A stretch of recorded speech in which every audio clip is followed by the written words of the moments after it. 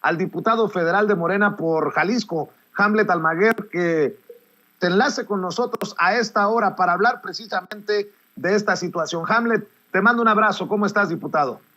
Muy buenos días, Vicente, para ti y para todo el auditorio de Sin Censura. Un privilegio estar con ustedes esta mañana en un día muy ajetreado en el que analizaremos este tema tan relevante que mencionas. A tus órdenes. Ya se echó a andar el mecanismo para el juicio político. ¿Vamos a llegar al juicio político? ¿Qué pasos se tienen que seguir? Porque la gente oye juicio político contra Lorenzo Córdoba y Ciro Murayama y obviamente se alebresta. Sí, mira, primero decirles que no entiendo por qué la inconformidad o por qué la sorpresa que tienen o manifiestan algunas personas. Primero, este es un mecanismo constitucional y por eso el tuit va en ese sentido y está regulado por los artículos 109 y 110 de la Constitución. ¿Cuándo procede un juicio político? Cuando existen actos u omisiones que redundan en perjuicio del interés público fundamental o de su buen despacho. Y después, la Ley Federal de Responsabilidades Administrativas, en el artículo 7º, te da algunos ejemplos como los siguientes. Ataque a las instituciones democráticas, ataque a la forma de gobierno republicano, representativo y federal, violaciones graves a derechos humanos, usurpación de atribuciones, ataques a la libertad de sufragio, infracciones a la Constitución de carácter grave, omisiones de carácter grave, y violaciones sistemáticas a los programas de la Administración Pública Federal. Son algunos de los ejemplos. ¿Cómo va el proceso? ¿Por qué decimos que se activa el mecanismo? Hay demandas de juicio político en contra de los consejeros y en contra de otras personas, otros servidores públicos.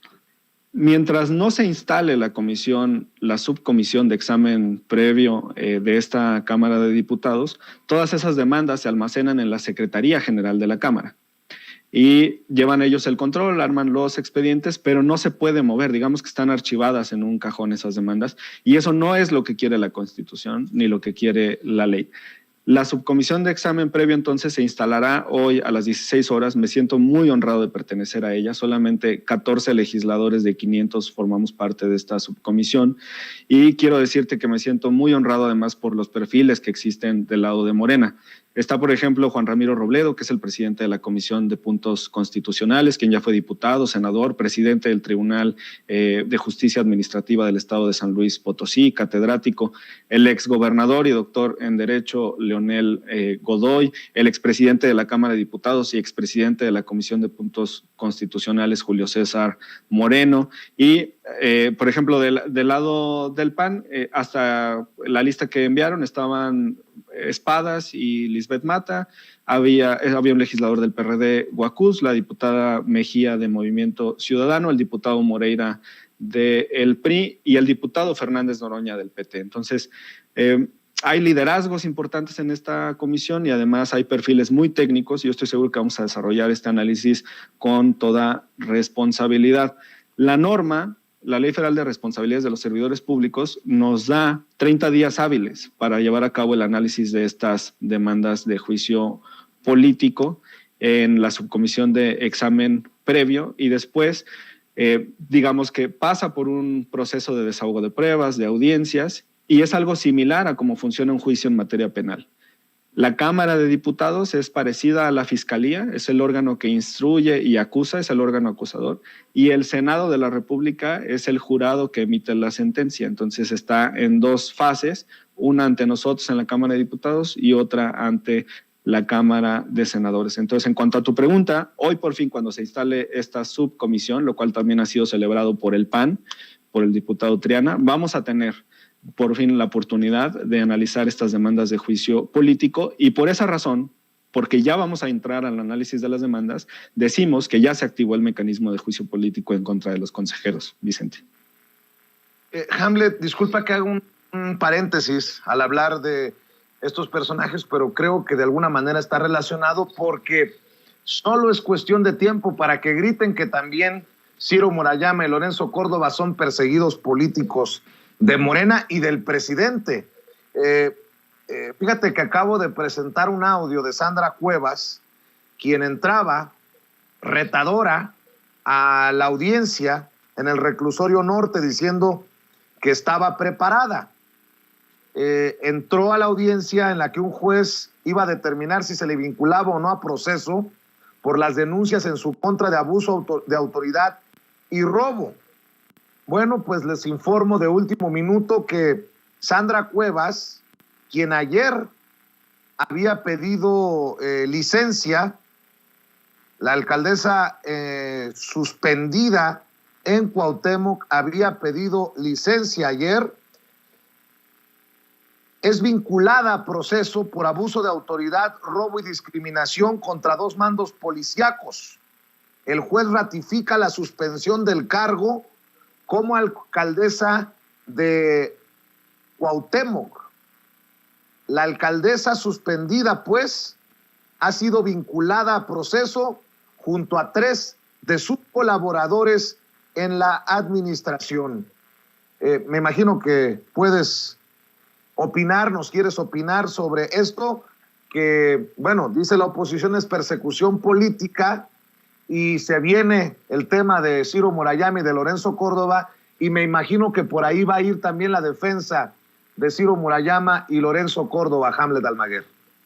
Pues primero decirte que no puedes solicitar licencia a quien se encuentra suspendido de su cargo. Para poder solicitar una licencia tendrías que gozar de un cargo vigente y no es su caso. Primero le dictaron la medida cautelar que ordenó su suspensión y después ella pretende presentar una licencia. Habría que ver la temporalidad por la que la presentó. En este momento no tengo el dato para saber si tiene o no que intervenir el Congreso de la Ciudad de México. Y comentarte que somos muy respetuosos del actuar de los juzgadores en la ciudad.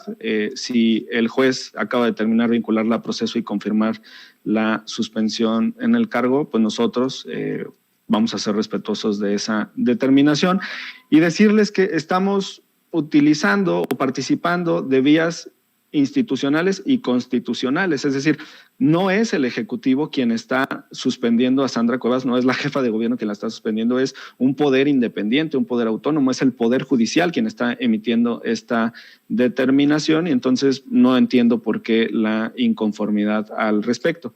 Sobre el caso de Lorenzo Córdoba y Ciro Murayama, lo decíamos ayer también en algunas entrevistas, me preocupa porque aunque la propia Constitución establece que en contra de los actos del Congreso emitidos en el juicio político no es procedente el amparo y no se puede revisar las determinaciones del Congreso, ya existen precedentes en los cuales los jueces han intervenido y han otorgado suspensiones. Estos jueces me parece que lo han hecho por corrupción, son jueces federales que han concedido suspensiones y ya tienen quejas en el Consejo de la Judicatura precisamente por este tipo de actitudes. Entonces vamos a estar muy vigilantes de que no sea el caso y que permitan que el Poder Legislativo de manera autónoma desarrolle sus funciones constitucionales en materia de juicio político, Vicente. ¿Cómo viste al presidente hoy? Ya saben lo que pienso, ya saben lo que opino. No me hagan hablar porque luego me cepillan, dice el presidente. Pero ayer creo que fue muy claro cuál es su postura de Ciro Murayama y de Lorenzo Córdoba, Hamlet. Creo que no tiene que decir el presidente que pues respeta un juicio antidemocrático. En manos de quien está, en manos del Poder Legislativo. Lo que te puedo decir en este momento también, porque me obliga la norma, es que vamos a actuar con toda responsabilidad. Vamos a concederle a Ciro y a Lorenzo garantía de audiencia porque la Constitución se los otorga y entonces tampoco vamos a prejuzgar sobre sus actividades, sobre los hechos que estén en las denuncias, en las demandas de juicio político, pero es evidente, como lo hemos manifestado en diversas ocasiones, que han incumplido con la ley en varios momentos y esto ha sido determinado incluso por tribunales y es evidente frente a los ojos de toda la sociedad. Decirles también que no está cerrada la oportunidad de presentar demandas de juicio político en contra de estos 2 personajes o en contra de quienes ustedes gusten. La propia Constitución autoriza que cualquier ciudadano presente una demanda de juicio político y si llegaran 5, 10, 20 demandas en contra de Lorenzo Córdoba, Ciro Murayama, lo que va a pasar seguramente es que se van a acumular en un solo proceso para estos efectos, pero sí me gustaría dejarle muy claro a la audiencia que no está cerrada la litis de este asunto. Estamos abiertos a recibir todas las denuncias que la ciudadanía tenga y vamos a actuar con responsabilidad en esta materia y reiterar que me siento muy honrado por formar parte de esta comisión que va a dictaminar estas demandas de juicio político.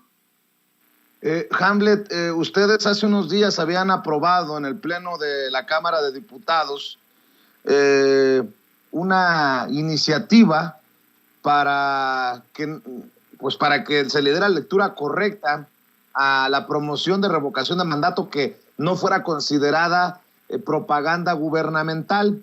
Ayer en el Senado la oposición reventó la sesión y bueno, pues se hizo el circo de los circos. ¿Sabes en qué terminó todo y cuál es tu opinión de esta postura del bloque opositor? Pues que a todas buscaba frenar el decreto, que buscaba que todo servidor público, incluido el presidente López Obrador, pudiera promover la revocación de mandatos sin ser sancionados. Bueno, primero decirte, Vicente, que yo quiero desde aquí celebrar la aprobación en el Senado de la reforma a la Ley de Medios de Impugnación que prohíbe que el Instituto o el Tribunal se involucren en los asuntos internos del Congreso. Esa pasó ayer. Segundo, también quisiera felicitar a dos senadores en particular, al senador Cravioto, que ha estado muy pendiente de esta agenda, y al senador Nabor Rojas. El senador Nabor Rojas era hasta hace pocos días nuestro compañero diputado federal, también secretario de la Comisión para la Reforma Político-Electoral, pero además él era el suplente del senador Julio Menchaca, quien solicitó licencia para competir para gobernador del estado de Hidalgo. Nosotros tenemos una comunicación fluida y permanente con Nabor y él es quien ha estado, junto con el senador Cravioto, imprimiendo este impulso en el Senado para que vayamos a la misma velocidad de la Cámara de Diputados en la aprobación de estas reformas. Quisiera decirte que al reventar el quórum, que fue lo que ocurrió ayer por la falta de senadores presentes, no solamente es responsabilidad de la oposición, lamentablemente, Vicente, y esta sí es una crítica muy respetuosa a nuestros colegisladores, pero también no podemos mentir al respecto. Me parece que hay falta de compromiso de algunos senadores de Morena que no estuvieron presentes ayer en una votación tan importante, en una exigencia social de este momento, que es precisamente para que pueda fluir la revocación de mandatos sin los obstáculos que han pretendido imponer desde el instituto y que se vencen precisamente con esta declaración interpretativa, con este dictamen que enviamos al Senado de la República para precisar que la propaganda gubernamental es precisamente eso, la que se promueve desde el gobierno y en la que se utilizan recursos del erario público. Sé que estaba convocado el Senado de la República para sesionar a esta misma hora en ese asunto, pero estábamos hasta hace algunos minutos en una sesión de la Comisión del Grupo de Amistad con Estados Unidos, previa a la instalación en la que va a venir el embajador de Estados Unidos, y en este momento también vamos con la previa del Grupo Parlamentario de Morena, así es que no sé lo que está ocurriendo en este instante en el Senado, pero vamos a estar muy pendientes. Y reitero la invitación a mis compañeras y compañeros senadores, especialmente a los que no estuvieron presentes el día de ayer, a que apoyen esta reforma. Muchas gracias. Pues estaremos al pendiente. Sé que es un día ocupado, pero ahí te encargamos si puedes compartir con la audiencia de Sin Censura lo que está pasando, querido Hamlet Almaguer. Por lo pronto cerramos invitando a la gente para que esté al pendiente en redes, porque ahí es donde nos dimos cuenta que se daría esta reunión hoy, Hamlet. Sí, muchas gracias, Vicente. Estamos en Twitter, Facebook e Instagram como Hamlet Almaguer. En Twitter es Hamlet-Almaguer. Ahí les vamos a estar informando de todos estos temas. Estamos en la Comisión de Puntos Constitucionales, Justicia, Jurisdiccional y Reforma Política Electoral. Todas jurídicas, pero todas muy involucradas con los temas relevantes del momento. Te agradezco mucho por el tiempo y salimos corriendo a la siguiente sesión. Que tengan muy buen día. Gracias, Hamlet. Un abrazo. Hamlet Almaguer, diputado federal de Morena por el estado de Jalisco, quien estará precisamente en esto que podría ser el inicio del proceso para juicio político contra Ciro Murayama y Lorenzo Córdoba.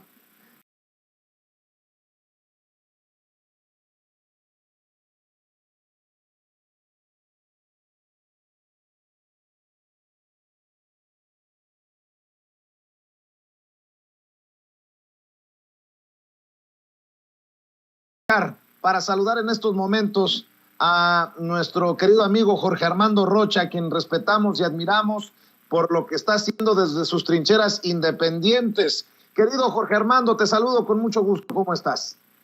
Estimados, un placer, como siempre. Muchas gracias por la confianza. Aquí estamos y ya saben que la admiración es mutua para ti, Vicente, para Toño y para todo el equipo. Oye, Jorge Armando, ya que Toño menciona lo de la libertad para expresarse, ¿cómo ves el caso? Y perdón que inicie por esto, porque creo que de alguna manera nos tiene el caso de Mel, personajes de la Cuarta Transformación o comunicadores chairos, por llamarlos de alguna manera, han salido a decir que, pues, que no hay que juzgar al comediante, que solo el público tendría pues la facultad de pasarle juicio a un comediante. Yo creo que es un debate muy interesante, como el de la transparencia en los medios de comunicación. ¿Qué es libertad de expresión y qué termina siendo un delito? Incurres en una falta por misoginia, por machismo, por racismo, por homofobia, y creo que no se le puede permitir espacio a esos flagelos, a esos diferentes tipos de cáncer en la sociedad. Esa es mi opinión. ¿Qué piensas tú, Jorge Armando Rocha? Así es, estimado Vicente, coincido. Yo también creo en la amplia libertad de expresión. No me gusta la censura. No estaría yo promoviendo que alguien fuera callado. Sin embargo, la libertad de expresión sí tiene fronteras, sí tiene límites, no es absoluta. Como cualquier otro derecho en la vida pública, no hay derechos absolutos. Siempre tienen límites. Y en este caso, por ejemplo, de Chumel Torres, que se lanzó en contra de la senadora Berta Carabeo, una cosa es que pueda decir su opinión y otra que sea una campaña de odio o una incitación al odio por su condición de mujer, y en su caso, pues de una forma absolutamente despectiva. Hay que recordar, en el caso de Chumel Torres, que hay un patrón de comportamiento. En su momento se lanzó en contra del hijo menor de edad del presidente López Obrador, de Jesús Ernesto. ¿Se vale atacar a un menor de edad, por ejemplo, que no forma parte del debate público, que no es funcionario? Pues yo creo que no, y ahí hay un límite a la libertad de expresión. Y en el caso de lo que plantea la ley, pues también es claro, uno no puede atacar a alguien en razón de el género, en razón de su condición social, porque hay quienes son muy clasistas, misóginos, y en ese sentido, pues yo creo que debe haber sanciones. Ahora, ¿qué tipo de sanciones? Yo diría desde disculpas públicas hasta que se metan a cursos. Yo no iría por el tema, por ejemplo, de un asunto punitivo de la cárcel, pero sí que cuando menos se fijen los lineamientos del debate. Ahora que comentabas con Toño este asunto muy importante de que los funcionarios públicos pueden pronunciarse en la revocación de mandato, me parece que es esencial, porque además hay varias diferencias, pero algunos o no entienden las diferencias o hacen como que la Virgen les habla. Por ejemplo, en el caso de Vicente Fox, que hizo campaña abiertamente a favor de Felipe Calderón, era el jefe de Estado y estábamos en un tiempo en donde las redes sociales no tenían una penetración como ahora. El hecho de que el presidente inclinara la balanza en esa circunstancia, pues tenía mucho peso. Y es diferente cuando estamos en un proceso de campaña en donde el presidente no está siendo objeto de la valoración ciudadana. En el caso actual, por ejemplo, de la revocación de mandato, el centro del debate es el presidente. Me parece absurda la legislación, que el presidente no se pueda defender, no puede inaugurar un aeropuerto, no puede decir, vamos de esta forma avanzando en la transformación, si el objeto de la discusión es el ejercicio de la presidencia misma. ¿Cómo es posible que sí los opositores pueden darse vuelo, incluso con calumnias, con difamaciones, y el presidente está maniatado, está amordazado? Entonces yo creo que sí se tienen que cambiar esas legislaciones. Me gusta lo que plantea Toño, tendríamos que caminar hacia un modelo de comunicación abierta. Además, como las redes sociales continúan, afortunadamente, estimado Vicente, benditas redes sociales y benditos canales como el tuyo, sin censura, pues ahora el debate es abierto, y mejor que sea abierto y que la gente decida, porque hoy en día cada vez tiene más acceso a la información y la gente no es tonta. No podemos decir, ay, no, es que si el presidente dice tal o cual cosa, las personas en automático van a hacer lo que él mandate. Entonces, bienvenida a la libertad de expresión, pero sí con límites. Una cosa es argumentar, fundamentar, incluso no puede ser muy duro para los debates. Tú eres duro para el debate. Creo que en general los que participamos en este tipo de canales somos duros, somos directos en el debate, sin simulaciones. Pero otra cosa es por una condición social, por una condición física, de género. Ahí me parece que varios se equivocan, y sobre todo los de la ultraderecha, que son muy clasistas y racistas, estimado Vicente. Así es. Oye, hablando de clasistas y racistas, Jorge Armando, qué ridículo este discursito, esta narrativa desde esos que odian a López Obrador por el Aeropuerto Internacional Felipe Ángeles, ¿no? Estamos a días de la inauguración, creo que nos van a acreditar, nos van a aceptar nuestra acreditación para estar ahí en el Aeropuerto Felipe Ángeles de Santa Lucía, pero esos que odian al presidente no solamente dicen que no van a volar de ahí o que es muy complicado llegar, critican hasta que hay figuras de la cultura popular mexicana en los baños, que si el techo parece la Tapo, que por cierto en su momento fue reconocida como una obra muy importante de arquitectura, la central camionera, la Tapo, que si la zona de negocios va a parecer un tianguis, que si hay un mal tino en elegir materiales, colores. Puro clasismo, puras tonterías. No, a veces hasta me da penita ajena, Jorge Armando Rocha.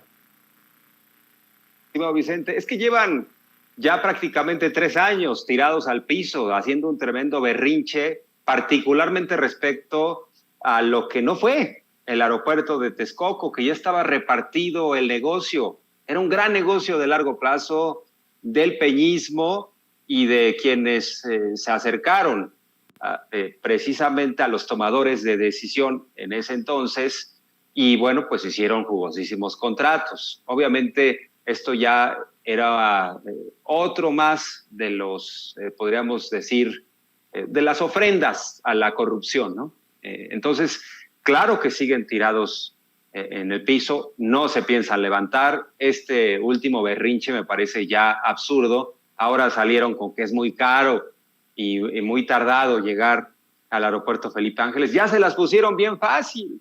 Del punto más lejano de Perisur van a salir camiones, 150 pesos. De Indios Verdes, 50 pesos. ¿Qué más quieren? Ya es el absurdo. Están plenamente como niños berrinchudos, inconsolables, porque en el fondo se les cayó un gran negocio. Y bueno, pues destacar que es un aeropuerto de primer nivel, como pocos en el mundo. Además apostaban a que los militares no iban a poder. También hay que reconocer eso, desprecian a los militares, aunque los respetan porque son los que tienen las armas, los desprecian porque dijeron, no hombre, no va a poder el general López, no va a poder el general Domínguez, ya nos había deslumbrado un arquitecto internacional que, por cierto, tenía ahí algunas obras que fueron un fracaso, incluso se le cayeron en Las Vegas, y uno revisa a ese gran arquitecto que nos trajeron para deslumbrarnos con el caso del aeropuerto de Texcoco. Entonces, en efecto, apostaron al fracaso, dijeron no va a poder despegar un solo avión de ahí porque es muy peligroso, y ahora los mismos que dijeron que no van a utilizar, porque ahí está la contradicción, estimado Vicente. Primero dijeron que no van a utilizar ese aeropuerto, que es una porquería, y los mismos que dicen que no van a utilizar ese aeropuerto se quejan porque va a ser muy caro llegar ahí, que porque va a ser muy tardado. Pues si no lo piensan utilizar, ¿qué más les da, estimado Vicente? Pero ya es el absurdo. Estaba viendo, no lo he leído, pero el que también salió con un colmillo largo y retorcido fue Javier Jiménez Espriu, el exsecretario de Comunicaciones y Transportes, que lanza el libro El nuevo aeropuerto internacional de la Ciudad de México, el pecado original de López Obrador, que revelaría la manera de hacer política pública del presidente. El extitular de la Secretaría de Comunicaciones y Transportes, en este libro, estoy leyendo algunos comentarios, señala que el lago de Texcoco, ahí va para los que siguen defendiendo ese aeropuerto en Texcoco, el lago de Texcoco era el peor sitio, o es el peor sitio para hacer un aeropuerto. Recordó que diferentes expertos calificaron el lago de Texcoco como el peor sitio para el aeropuerto.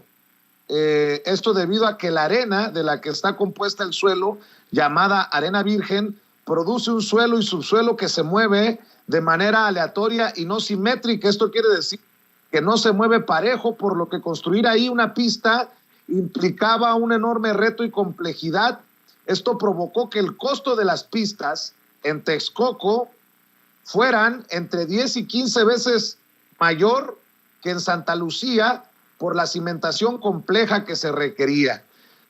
Pues dándoles todavía más datos, más bases para que entiendan esos que no entienden, aunque parece que por cuestiones ideológicas y por odio a López Obrador nunca van a entender por qué Santa Lucía y no Texcoco, querido Jorge Armando.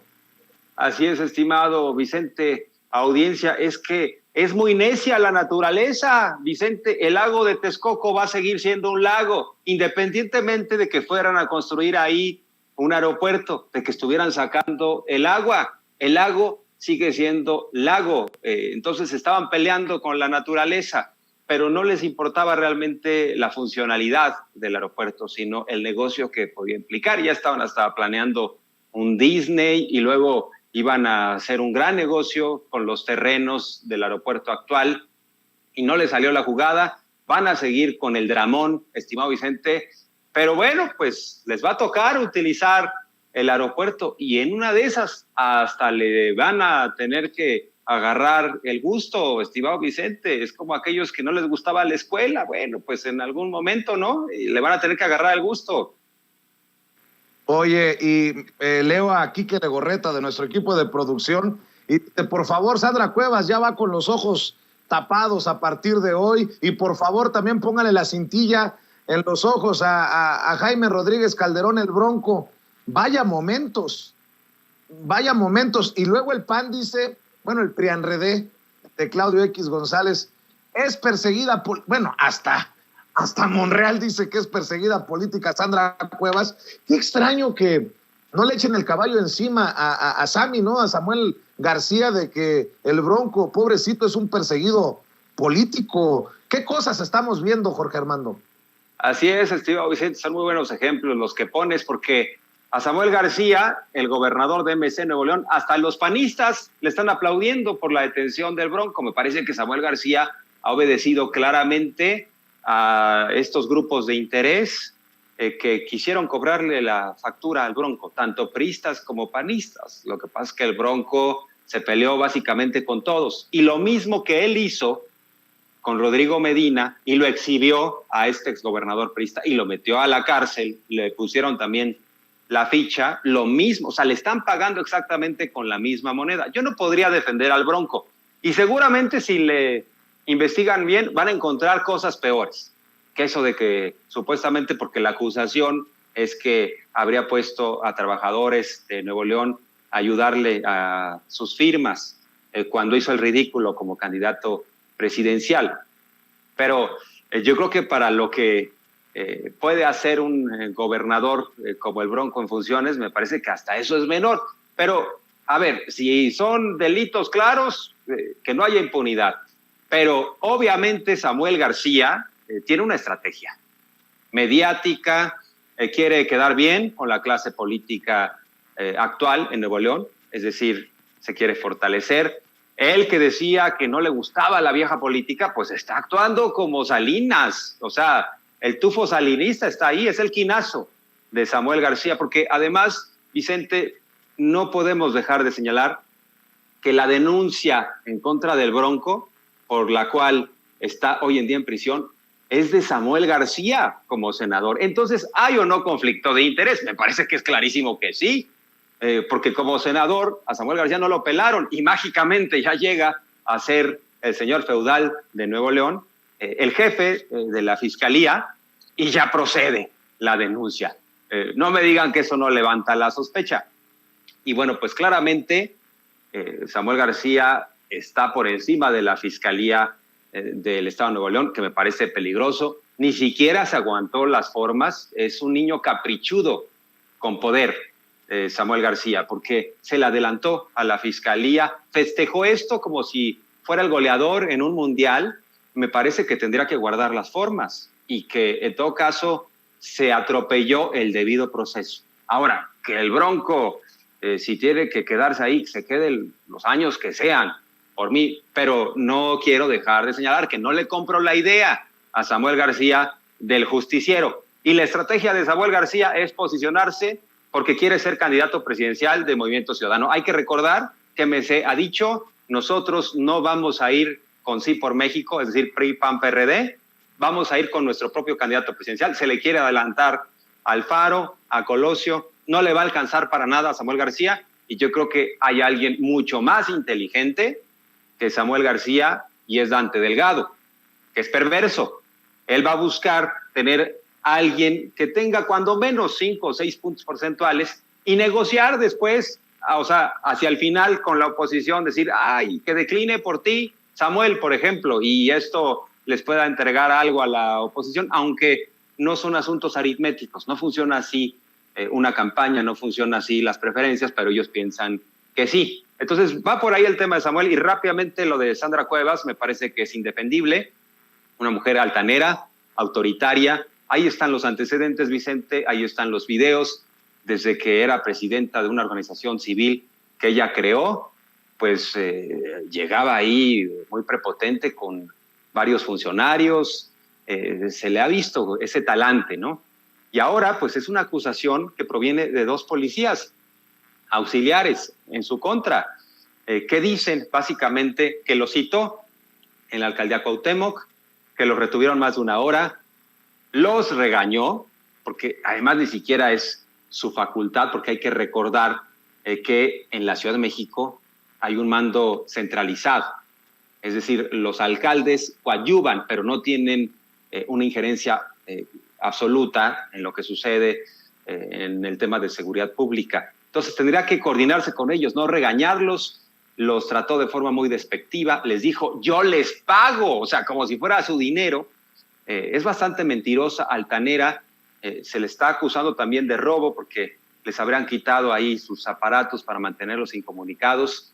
También habría participado, de acuerdo a la narración de los hechos de estos policías, ella habría participado en golpes en su contra. Entonces, ¿qué hacemos, estimado Vicente? Como que no sucedió nada.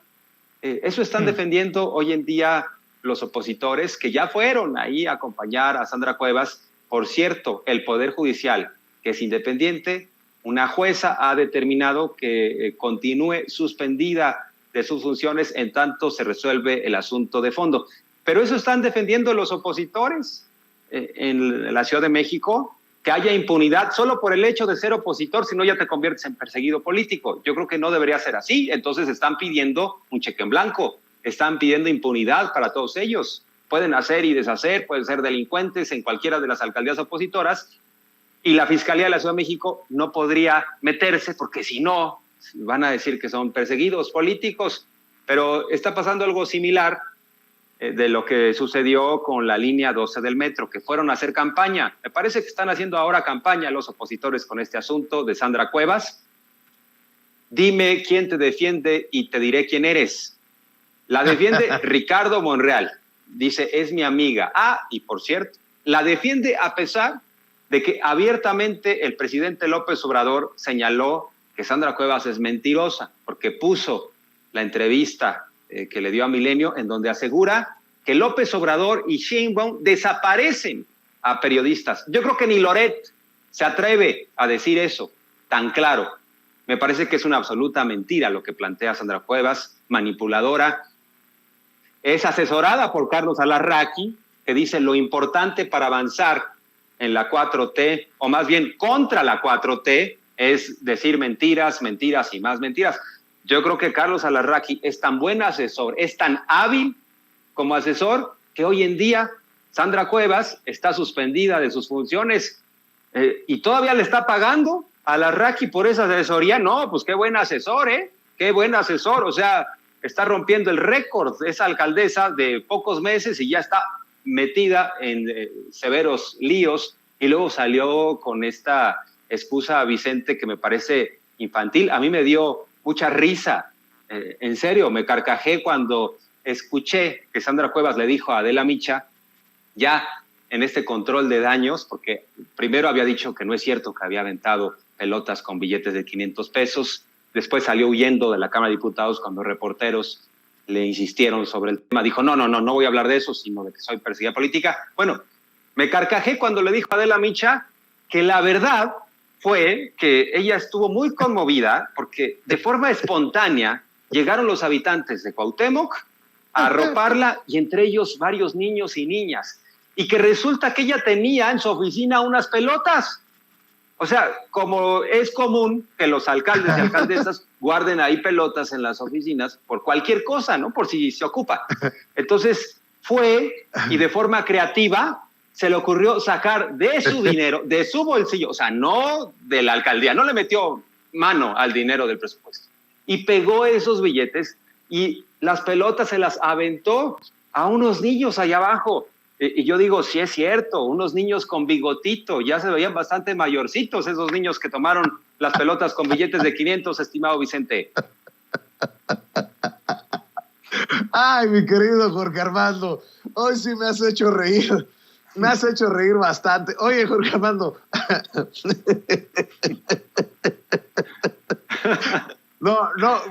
Prometo no ponerme raspa, porque Jorge Armando Rocha es muy decente, pero me imaginé las pelotas de los de bigotitos. Entendió el que entendió.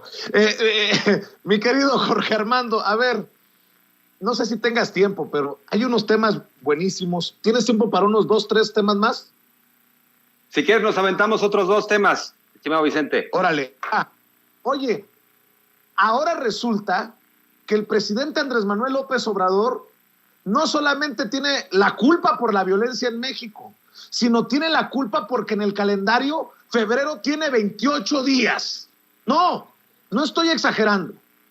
Lo estoy viendo en redes y digo, no, ¿qué cosas escribe Sandra Romandía, periodista de investigación? Me sorprende, que opina en el Universal, que es directora editorial de la revista MX. Fíjense lo que escribe. Y hoy, en la mañanera, el gobierno federal presume que febrero fue el mes con menos homicidios. Claro, fue un mes de 28 días, dice. Al sacar promedio de asesinatos diarios, febrero cierra con más que enero, 81 contra 83. Así la intención de engañar y maquillar resultados. O sea, ¿qué culpa tiene? Ahora es culpa de López Obrador que tengamos 28 días en febrero para sacar los números y poderle presentar los datos a la sociedad. No, estas sí son ganas de golpear, Jorge Hernán. Porque en el caso, por ejemplo, de marzo, abril, van a decir, es que Semana Santa, ¿no? Y la gente se porta bien en Semana Santa. Y lo mismo aseguraron en la pandemia, cuando bajó la violencia, es que es porque la gente no estaba en la calle. Entonces, claramente tienen una postura contraria al presidente López Obrador. Lo odian, lo detestan, no le conceden un solo avance en este país, pero callaban bastante con los presidentes anteriores, eran cómplices. ¿Por qué será? Bueno, sabemos en buena medida que varios comunicadores, periodistas, publirelacionistas les iba bastante bien con otros presidentes, y ahora pues se les cerró la llave de los recursos y todo lo ven mal. Incluso pues sí, van a culpar del clima a López Obrador, Pero en ese sentido, ellos mismos lo convierten en un mesías, estimado Vicente, porque dicen, no, es que si llovió fue por culpa de López Obrador, si no llovió también. Y ellos mismos le están generando cualidades sobrenaturales al presidente López Obrador en esta obsesión. Pero en el caso de la violencia, pues ahí están los datos, ¿no? Que son públicos. Ahora, hay avances, si uno revisa estado por estado. En el caso de la Ciudad de México, de cómo dejó la cosa Mancera, hoy en día hay un 58% de homicidios.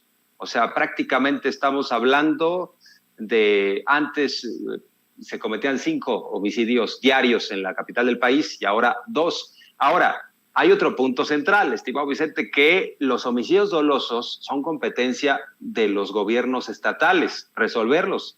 El presidente López Obrador ha decidido en esta estrategia entrarle al quite, pero es un tema, por ejemplo, que tendríamos que revisar. Guanajuato es campeón en homicidios dolosos y nadie dice nada, siendo un estado panista. O sea, voltean hacia otro lado y le quieren adjudicar responsabilidades a López Obrador que desde mi punto de vista, pues no le podríamos adjudicar porque la descomposición, eso está claro, eso lo entiende cualquier estudiante de sociología. La descomposición social, ¿qué te genera? Pues violencia. Nos dejaron un país roto, estimado Vicente, nos dejaron un país sin infraestructura, sin oportunidades para la gente en términos generales, en donde las autoridades pactaban con los delincuentes, como lo reiteró hoy el presidente López Obrador en el caso de García Luna, y todavía le exigen a López Obrador como si llevara ya 30 años en el poder. Son menos de 3 años, estimado Vicente, y quieren que cambie las cosas. Yo no los vi exigir con el mismo rigor ante Peña Nieto, ante Calderón y ante Fox. Yo no vi que le reclamaran a Calderón cuando presumía lo que sucedía en un febrero que tenía 28 días, ¿no? Entonces sí me parece que es absurdo lo que están haciendo. Y para cerrar, ¿de dónde crees que le salió? ¿De dónde crees que le salió a Felipe Calderón tanto interés en el proceso de revocación de mandato? De unos días para acá ha estado tuiteando mucho y retuiteando más sobre precisamente la revocación de mandato. Fíjate que retuiteó un video de Macario Schettino, este economista que se ha convertido en una voz anti-AMLO abiertamente. Y Macario Schettino habla de no participar en la revocación de mandato. ¿Qué te parece si lo vemos y lo escuchamos y ya me das tu opinión? Para todos los amigos que han estado insistiendo en que hay que ir a la revocación y demás, ojalá ya entiendan, de veras, ojalá entiendan que esto no es una cosa menor. Estamos hablando de una actuación del gobierno que está hecha para ratificar a López Obrador, para con ello fortalecerlo y permitir que se mantenga en el poder más tiempo. Mucha gente cree que realmente pueden votar para sacarlo. Eso no va a pasar, eso no va a ocurrir en este ejercicio. No van a ganarle a López Obrador, no hay manera. Está hecho para que ustedes no puedan. Ya les había comentado aquí el artículo de Alejandro Moreno, el encuestador del Financiero, del viernes 4 de marzo, donde explica con toda claridad cómo la pregunta en la elección, tal y como está redactada, le suma más de 10 puntos al señor López Obrador. Entonces, aun cuando estuviera en este momento por debajo del 50%, con la pura pregunta ganaría. Y no está abajo del 50% en aprobación. Y ustedes, los que quieren que se vaya el señor López Obrador, no tienen estructura para movilizar a 35 millones de mexicanos. Entonces, por favor, ya entiendan que lo que van a hacer asistiendo el 10 de abril a este ejercicio es simplemente fortalecer a López Obrador. Esto no es para que se vaya. Nunca se pensó así y lamento muchísimo que les cueste tanto trabajo entenderlo. Ya no voy a volver sobre este tema, ya hay una emisión especial para eso, ya lo he explicado en todos los foros a los que tengo acceso y bueno, pues el que no quiere entender yo ya no puedo hacer nada. Pues ahora resulta que la pregunta que es producto de la oposición, precisamente, una pregunta hasta de la que se quejó el presidente Andrés Manuel López Obrador, le da 10 puntos de ventaja. No. Todo es culpa de López Obrador, pero me llama mucho la atención que anden tan alebrestados con la revocación de mandato, pues no que no les interesaba. Así es, estimado Vicente, y si por ahí tenemos la pregunta, desde mi punto de vista es al revés. La pregunta está orientada a que uno diga por pérdida de confianza que se vaya López Obrador o que siga. Me parece que la vertiente que abre la pregunta en la parte que siga, pues no tiene ninguna argumentación. Simplemente tiene una argumentación la pregunta en lo que hace a que no siga, a que sea revocado. Entonces me parece que hay una orientación, o sea, no es una pregunta neutral, no es una pregunta básica, ¿quieres que siga o no el presidente López Obrador en la presidencia? Debería ser algo así, muy simple, muy neutral. A ver, estimado Vicente, nosotros los comunicadores somos expertos en preguntar, sabemos cuando estamos tratando de incidir, de inducir una respuesta, eso nos queda muy claro. Entonces, no es una pregunta, insisto, que vaya orientada a que la gente en automático diga que siga el presidente Andrés Manuel López Obrador. Yo creo que es tanto su enojo que ven las cosas al revés, pero es interesante lo que plantea Macario Schettino. Dice, es una consulta que va a fortalecer al presidente López Obrador. O sea, no les interesa el ejercicio en sí, la democracia participativa. En el fondo no es un tema, no es una discusión que planteen sobre la necesidad de que haya más democracia y mejores instrumentos para que la gente pueda evaluar el ejercicio del poder, porque sin duda la consulta de revocación de mandato es un instrumento que se va a quedar para futuras generaciones y que si tienen a un presidente o presidenta corrupta puedan detener el ejercicio de su administración. Me parece que eso tendrían que estar diciendo en lugar de estar atacando al ejercicio en sí mismo. Pero cuando ellos mismos plantean que no hay que ir porque el presidente está alto en la aceptación y va a fortalecer este ejercicio al presidente, lo que nos están sugiriendo en contraparte es que si el presidente López Obrador estuviera débil en su imagen, estarían convocando a participar. El problema es que está fuerte en la aceptación. Si fuera débil, estarían diciendo, piensa en tus hijos, piensa en las generaciones, hoy por mí, mañana por ti, participa, es momento de mantenernos unidos. Nunca más un México en donde alguien nos divida. Estarían llamando a la participación. No es un tema de que les interese la democracia participativa, les interesa los resultados a los cuales quieren llegar. Y me hace pensar en lo que planteó hace algunas semanas o meses el padre ideológico del conservadurismo en Hispanoamérica. Yo diría que es Mario Vargas Llosa. Él dijo, no es importante la democracia, lo más importante es que la gente no se equivoque. O sea, de alguna manera ellos toleran estos sistemas autoritarios siempre y cuando sean presidentes que les facilitan las cosas. Bueno, lo dijo, o no lo recordamos, estimado Vicente, Enrique Krause dijo, ¿quién iba a pensar que yo iba a extrañar, aunque fuera moderadamente, la dictadura perfecta, ¿no? A la que se refirió Vargas Llosa, el sistema priista? Eso añoran, eso extrañan, porque les interesa lo que a ellos les beneficia en particular, no lo que le beneficia a las mayorías. No son demócratas, estimado Vicente, con eso concluiría. Pues no son demócratas. Mi querido Jorge Armando Rocha, hay que pedirle a la audiencia de Sin Censura que se sume a tu canal, que te siga en redes sociales, que esté al pendiente de tus trincheras. Así es, estimado Vicente. En Twitter estoy como @RochaPeriodista y estamos en comunicación permanente. Muchas gracias por la confianza. Y en YouTube me encuentran como Jorge Armando Rocha o Jorge Armando Rocha Periodista. Ahí estamos. Y estimado Vicente, pues un placer. Ya sabes que gozo mucho conversar contigo, con la audiencia de Sin Censura. Y aquí estamos. En el camino andamos, estimado Vicente. Fuerte abrazo. Igualmente, querido Jorge Armando Rocha, te mando un abrazo muy fuerte, muy apretado, muy apapachado. Jorge Armando Rocha, siempre hablando sin censura. Amigos, amigas, regresamos en breve, pero mientras seguimos hablando sin pelos en la lengua, sin censura, usted puede suscribirse a nuestros 3 principales canales en YouTube. Sin Censura Media, en donde tenemos más de 1,600,000 suscriptores, Sin Censura TV, en donde tenemos más de 1 millón de suscriptores, y en Sin Censura Presenta, en donde queremos llegar muy pronto a los 100,000 suscriptores. Si usted ya está inscrito en Sin Censura Media, suscríbase en Sin Censura TV. Si ya está suscrito en Sin Censura TV y Sin Censura Media, suscríbase a Sin Censura Presenta.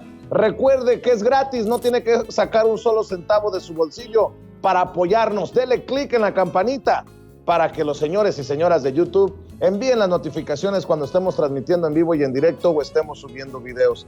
También nos puede seguir en Twitter en @Vicente Serrano y hasta en Instagram. Ojo, también estamos en Instagram. Son nuestras redes sociales y con el apoyo de ustedes seguimos creciendo, porque con ustedes todo, sin ustedes nada.